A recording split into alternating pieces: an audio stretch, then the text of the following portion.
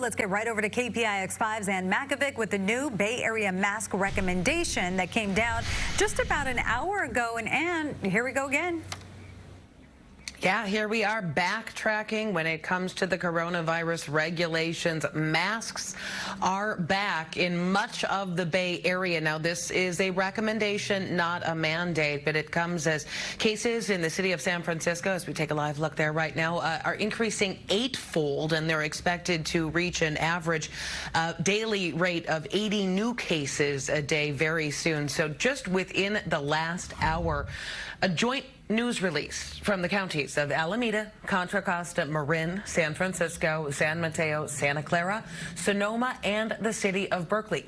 All of their individual health departments recommending that everybody, regardless of vaccination status, wear masks indoors in public places. A big part of the reason for that is because unvaccinated people have been going maskless, and this will just bring extra precaution for everybody. Now, tomorrow, a mask mandate goes into effect in Los Angeles County, so that's a little more severe. That means anywhere indoors in public, grocery or retail stores, theaters, family entertainment centers, people are going to be forced to mask up. Again, here in the Bay Area, it is not mandatory yet. Health officials say they're going to revisit all of this in mid-August when more data on cases and transmission comes through. Lena Michelle.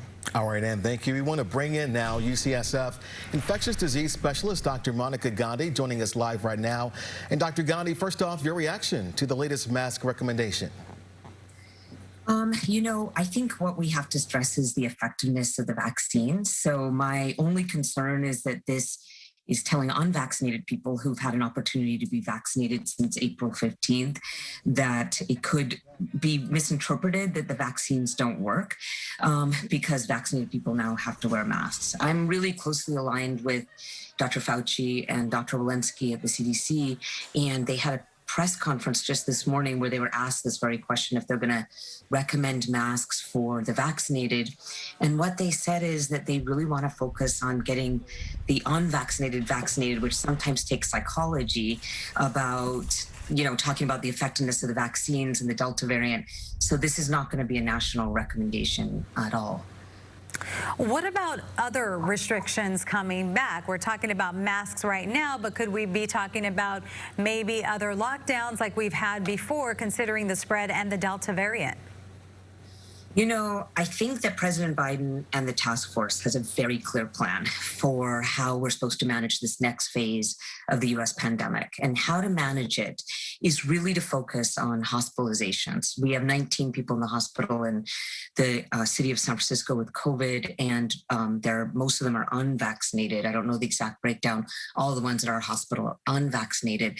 So it really is about absolutely working on getting the unvaccinated vaccinated. That may mean approving them quickly. It may someday mean mandates in different employers. But no, I don't think, at least on a national level, the Biden administration is planning on lockdowns. They're actually planning on using the tool that we have to get out of the pandemic, which is vaccinations, and going to surge capacity at places with high hospital rates, which luckily that's not what's happening in the Bay Area. All right, Dr. Monica Gandhi, thanks so much. Thank you.